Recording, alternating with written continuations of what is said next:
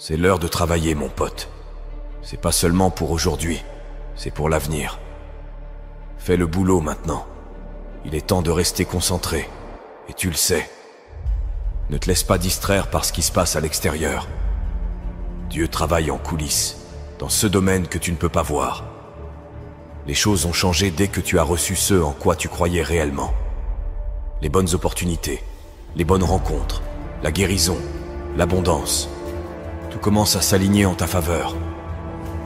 On parle de l'injustice, de la difficulté, du fait que personne ne comprend. Et devine quoi? Tout ça c'est vrai. Ce n'est pas équitable. La plupart des gens ne comprennent pas, et ils ne comprendront jamais. Alors pourquoi en parler?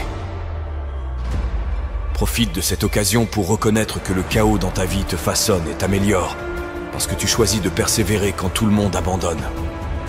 Qu'est-ce qu'un homme?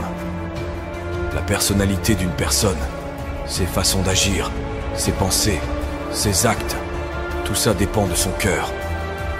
Car qu'est-ce qu'un homme? Un homme, c'est son cœur. Un cœur menteur et trompeur signifie un homme menteur et trompeur. Un cœur mort signifie un homme mort. Peu importe la célébrité, la richesse ou la renommée, s'il n'a pas un grand cœur, il ne peut pas être grand. Et si le cœur est grand, l'homme reste grand en toutes circonstances, qu'il soit riche ou pauvre, grand ou petit. C'est le cœur qui fait la grandeur. Enseigner aux gens comment trouver ce généreux moment présent et se détendre réellement dans l'inconnu, se dissocier de leur corps, de leur environnement et du temps, le futur prévisible et le passé familier, ça les pousse, pour une raison quelconque, à se ressaisir. À mes yeux, cela revient à retirer toute ton attention de cette réalité tridimensionnelle. Et c'est là que la porte vers la création et le moment mystique commence vraiment à s'ouvrir pour les gens. C'est facile d'utiliser ton enfance comme une béquille au lieu de la voir comme un outil. Beaucoup de divorces se produisent. Et les gens disent que leur famille est dysfonctionnelle, utilisant ça comme une excuse. Mais ce n'est pas une excuse valable, parce que la famille de tout le monde est d'une manière ou d'une autre dysfonctionnelle. Élimine chaque béquille, débarrasse-toi de toutes celles-ci, et dis-toi que c'est à toi de jouer.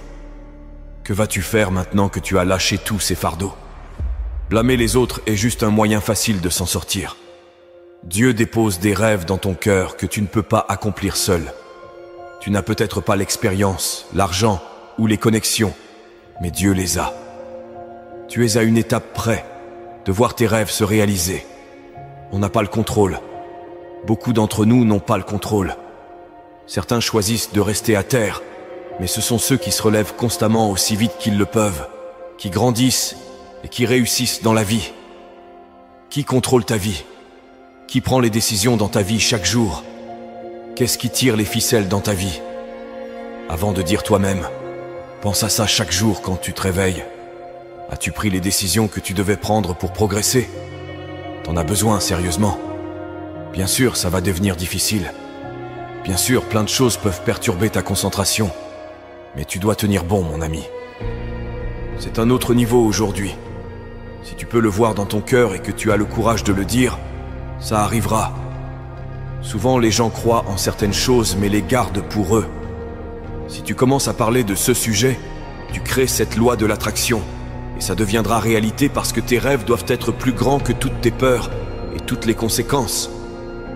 Ce qui fait que les gens échouent, c'est qu'ils rêvent trop petit. Ton problème dans la vie n'est pas de viser trop haut.